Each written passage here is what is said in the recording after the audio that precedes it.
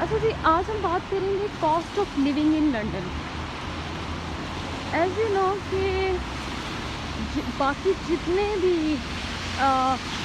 UK के जो areas हैं, सिटीज़ हैं, वो इतनी एक्सपेंसिव नहीं हैं जितने के लंदन एक्सपेंसिव है। एज़ कंपेयर अगर हम करें, कंपैरेटिव अगर हम इसका एक परसेंटेज निकालें तो सबसे पहले जो इसका जो एक्सपेंसिव है ना, वो है यहाँ का रेजिडेंस। सबसे ज़्यादा आपको कॉस्ट ही रेजिडेंस की पड़ रही होती है। आपको सबसे ज़्यादा जो है जो कॉस्ट आपको बियर करनी है वो है कॉस्ट ऑफ लिविंग। वो इस तरह से है कि आप अगर एक सिंगल रूम भी लेते हैं तो यहाँ पे वो वेरी करता है ऑब्वियसली रूम के हिसाब से। आप शेयरिंग पे ले रहे हैं या सिंगल ले रहे हैं रूम। अब जैसे फॉर एग्ज़ाम्पल आप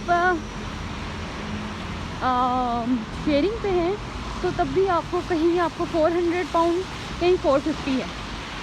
और कहीं ये डिपेंड करता है एरिया पे भी, रूम पे भी, और कहाँ आपकी जो है ना सबमर्ज एरियाज़ पे भी डिपेंड करता है उसके।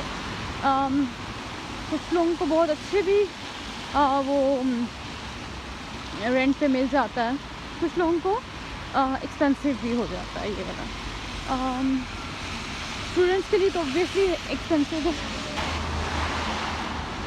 फिर ग्रॉसरी है तो ग्रॉसरी तो ऑब्वियसली हर जगह एक जैसी होगी, लेकिन वो भी तो आपकी लिविंग एक्सपेंस नहीं आएगी ना, कि आपको उसमें आपको जो है डेली की जो है आपके बस का या फिर ट्रेन का जो है फेयर जो है वो कितने का पड़ता है। ये सब चीज़ें डेली आप कैलकुलेट करें तो एक अच्छी खासी अमाउंट बन जाती है पर मंथ। फिर आप यानी कि मैं आपको बता रही हूँ कि इसमें आप छोड़ दें आपकी फ़ीस या आपके जो टैक्सेस हैं, इसके अलावा the cost of living in London is high as compared to other cities of UK। अच्छा, अब देखें जो एक और जो बहुत इम्पोर्टेंट चीज़ है वो ये है कि आपकी अगर यूनिवर्सिटी आपके जो है रेजिडेंस के पास है तो इतनी कॉस्ट आपको नहीं पड़ेगी। कुछ लोग ऐसे होते हैं कि उन्हें रेजिडेंस कहीं मिल रही होती है और आपकी यूनिवर्सिटी दूर होती है, वो भी आपको एक कॉस्टली भी पड़ती है। फिर आपको वर्क लाइफ को और यूनिवर्सिटी को मैनेज करना भी इशू हो जाता है। यहाँ कुछ लोग ऐसे भी हैं जो कि अपने साथ स्टूडेंट्स को रख लेते हैं, तो वो ज़्यादा बेहतर होता है कि अगर वो आपके साथ ही आपके नेशन की कोई फैमिली है, आपकी कंट्री से है, कोई बिलोंग करता है, तो वो फिर इजी हो जाता है कि वो आपको अंडरस्टैंड भी कर सकते हैं आप उनको। और सबसे ज़्यादा ये चीज़ है कि अगर आप खाना कुकिंग जानते हैं फॉर एग्ज़ाम्पल, तो फिर इजी हो जाता है आपके लिए कि आप जो है आपको एक्सपेंस नहीं पड़ता। आपको बाहर से खाना आपको हो सकता है 10 पाउंड 20 पाउंड का पड़े अ डे। तो अगर आपको खुद पकाना आता है तो आप वही जो है ना अपनी लिविंग एक्सपेंस को कम कर सकते हैं। यानी लंदन में कॉस्ट ऑफ लिविंग इतनी ज़्यादा हो जाती है कि आप और किसी एरिया की तरफ नहीं देख सकते। आपके रेंट्स, आपका फेयर, आपकी ग्रॉसरी, एवरीथिंग, यही एक बहुत बड़ा बर्डन होता है। अब अगर बाकी एरियाज़ देखे जाएं जो कि यूके के हैं, वो कंपैरेटिवली जो है वो लेस कॉस्टली होंगे, लेकिन ये नहीं है कि वो बहुत कम होंगे, वो भी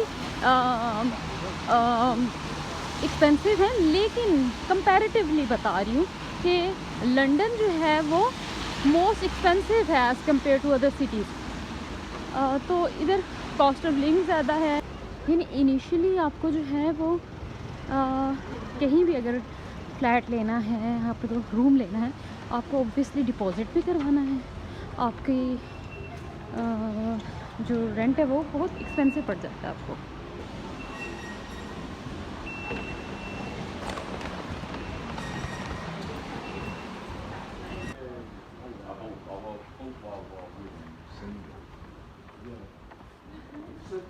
अच्छा, एक और चीज़ इसमें है कि जो कॉस्ट ऑफ लिविंग है वो एक सिंगल पर्सन के लिए, तो मैं जो आपको बता रही हूँ कि डिपेंड करता है कितना कोई चार्ज करता है।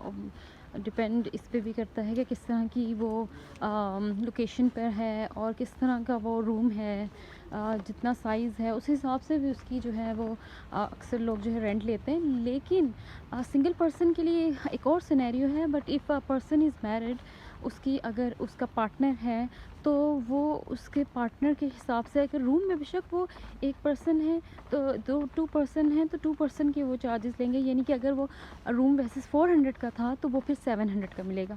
और अगर उनका बेबी भी है तो ऑब्वियसली 1000-1100 पाउंड तक वो बात चली जाती है। तो वो उस हिसाब से वो चार्ज कर रहे होते हैं।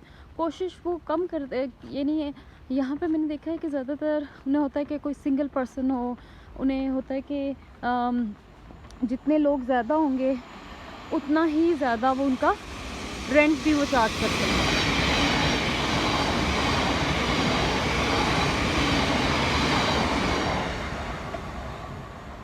तो पर्सन टू पर्सन और एरिया और सब चीज़ें इसमें मैटर कर रही होती हैं। ऑब्वियसली डिपॉज़िट भी लेते हैं वो आपसे, सिक्योरिटी लेते हैं।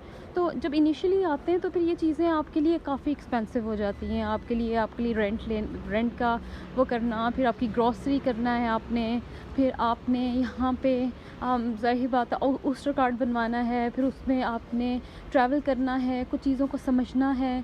तो इतना जल्दी नहीं होता है जैसे हम सोचते हैं कि हम आएंगे और एवरीथिंग जो है वो इतनी फ़ाइन होगी और इतनी टू द पॉइंट होगी एज़ जो हम थिंक कर रहे होते हैं। नहीं, थोड़ा सा वर्कआउट करना पड़ता है, थोड़ा सा इस सिटी को समझना पड़ता है, देन फिर ये है कि ये चीज़ें ईजी हो जाती हैं।